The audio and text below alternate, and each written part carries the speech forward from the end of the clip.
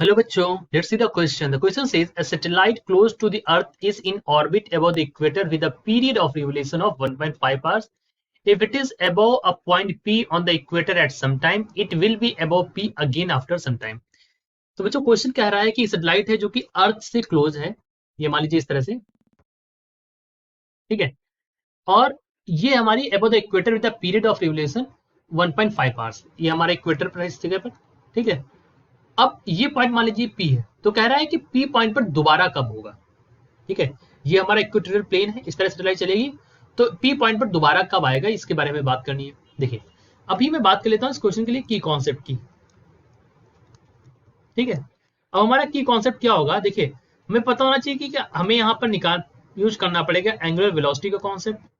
सो angular velocity निकालने के लिए हम क्या करते हैं, angular velocity omega is equal to 2 pi by T, ये हमारी क्या है, this is our angular velocity, ठीक।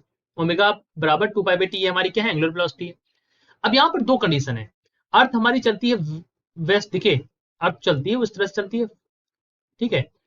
अब यहाँ पर दो कंडीशन है कि अगर मैं टाइम पीरियड की बात करूं यहाँ पर, so omega for earth, angular velocity for earth अगर मैं देखूं, सो 2 pi by time period 24 hours होता है अर्थ के लिए।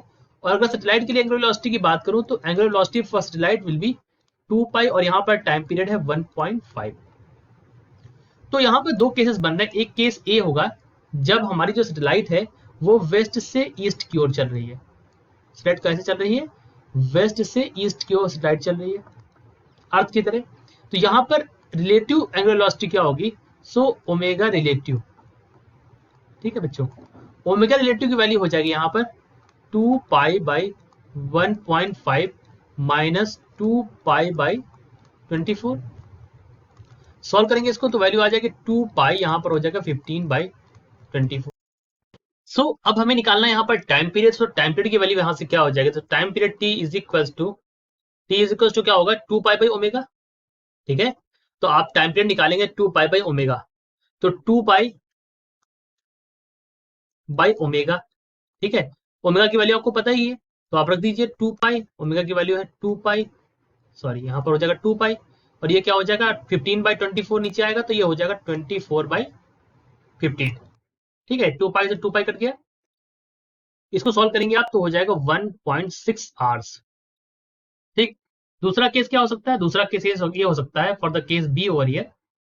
अगर मैं सॉल्व करूं so we may say that जो सैटेलाइट है वो कैसे चल रही है हमारी, ईस्ट से वेस्ट की ओर। अब यहाँ पर रिलेटिव वेलोसिटी क्या हो जाएगी, so omega relative is equal to 2 pi by 1.5 plus 2 pi by 24। Solve करेंगे वैल्यू आ जाएगी यहाँ से 2 पाई और 17 बाई 24।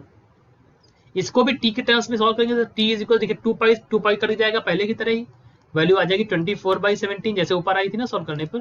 तो बच्चों यहाँ से वैल्यू आपकी आ जाएगी 24 बाई 17 आवर्स, ठीक है। तो हमें इसको सॉल्व नहीं करना 24 बाई 17 आवर्स, क्योंकि ऑप्शन भी हमारी इस तरह से दे रखे हैं।